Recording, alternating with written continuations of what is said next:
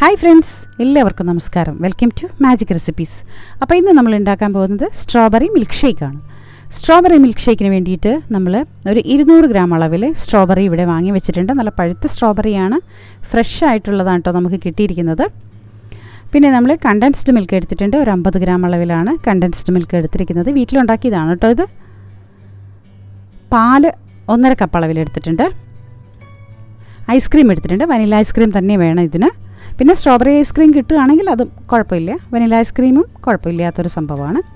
ആദ്യം തന്നെ നമുക്ക് സ്ട്രോബെറി എല്ലാം ഒന്ന് കട്ട് ചെയ്തെടുക്കേണ്ടതുണ്ട്.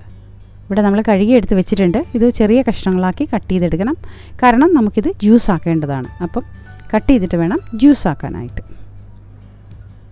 എല്ലാം നമ്മൾ ഇതുപോലെ വൃത്തിയായി കഴുകി വെച്ചത് കട്ട് ചെയ്തെടുത്തു. നമ്മളിപ്പം കണ്ടൻസ്ഡ് മിൽക്കിന് പകരമായിട്ട് വേണമെങ്കിൽ ഷുഗർ ചേർത്ത് കൊടുക്കുക കേട്ടോ. കണ്ടൻസ്ഡ് മിൽക്ക് ഉണ്ടെങ്കിൽ അതായിരിക്കും കുറച്ചുകൂടെ ബെസ്റ്റ്, ഒരു പ്രത്യേക ടേസ്റ്റ് കിട്ടുമല്ലോ. അപ്പോൾ നമ്മൾ സ്ട്രോബെറി എല്ലാം കട്ട് ചെയ്തെടുത്തു. ഇനി നമുക്ക് ജ്യൂസറിലേക്ക് ഇട്ട് കൊടുക്കാം. ഇത് അത്യാവശ്യം നല്ല സ്വീറ്റായ ഒരു സ്ട്രോബെറിയാണ് കേട്ടോ. സ്ട്രോബെറിക്ക് സാധാരണഗതിയിൽ ചെറിയൊരു പുളിപ്പുണ്ട്, പക്ഷേ ഇത് നല്ല മധുരമുണ്ട്. എന്നാൽ കൂടിയും നമ്മൾ കണ്ടൻസ്ഡ് മിൽക്ക് ഒഴിച്ചു കൊടുക്കണം, അല്ലെങ്കിൽ ഷുഗർ ഒരു 2 ടേബിൾ സ്പൂൺ അളവിൽ ഷുഗർ ഒഴിച്ചു കൊടുത്താൽ മതിയാകും. ഇനി നമുക്ക് കുറച്ച് പാൽ ഒഴിച്ചു കൊടുക്കാം. നമ്മൾ എടുത്ത് വെച്ചിരിക്കുന്ന പാലിൻ്റെ ഒരു 1/4 ഭാഗം മാത്രമേ ഒഴിച്ചു കൊടുത്താൽ മതി, കാരണം നമുക്കിത് ജ്യൂസാക്കി എടുക്കേണ്ടതാണ്. സ്ട്രോബെറി നല്ല പോലെ അരച്ച് ജ്യൂസാക്കുന്ന സമയത്ത് പാലിൻ്റെ അളവ് കൂടിയിട്ടുണ്ടെങ്കിൽ നന്നായിട്ട് അരഞ്ഞു കിട്ടില്ല. അപ്പോൾ അതുകൊണ്ട് നന്നായിട്ട് അരഞ്ഞു കിട്ടണം എന്നുണ്ടെങ്കിൽ നമുക്ക് പാലിൻ്റെ അളവ് കുറച്ച് ഒഴിച്ചിട്ട് വേണം അരച്ചെടുക്കാനായിട്ട്, അതായത് മിക്സ് ചെയ്തെടുക്കാനായിട്ട്. നല്ല പോലെ ജ്യൂസാക്കി എടുക്കാം.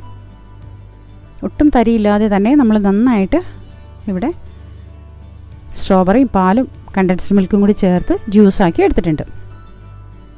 ഇനി നമുക്കൊരു കാര്യം ചെയ്യാം, ഐസ്ക്രീം ചേർത്ത് കൊടുക്കണം. ഇവിടെ വനില ഐസ്ക്രീമാണ് ഞാൻ എടുത്തിരിക്കുന്നത്.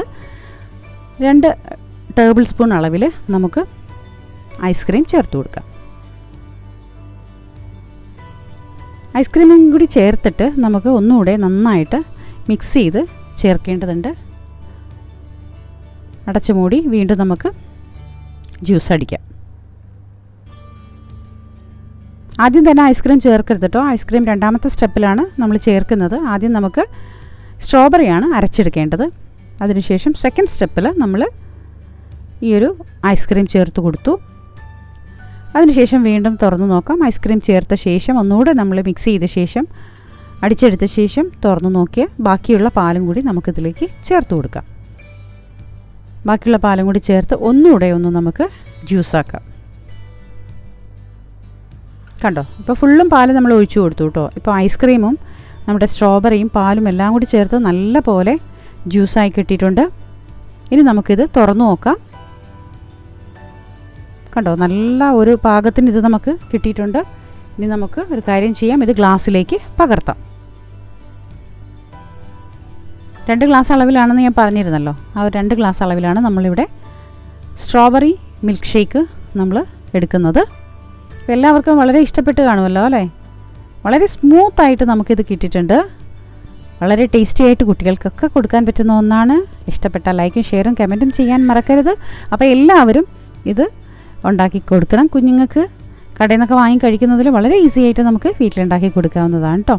അപ്പോൾ നമ്മുടെ ചാനലിൻ്റെ കൂടെ നമ്മളോട് സപ്പോർട്ട് ചെയ്ത് നിൽക്കുന്ന എല്ലാവർക്കും ഒരുപാട് സ്നേഹത്തോടെ താങ്ക് യു വെരി മച്ച്.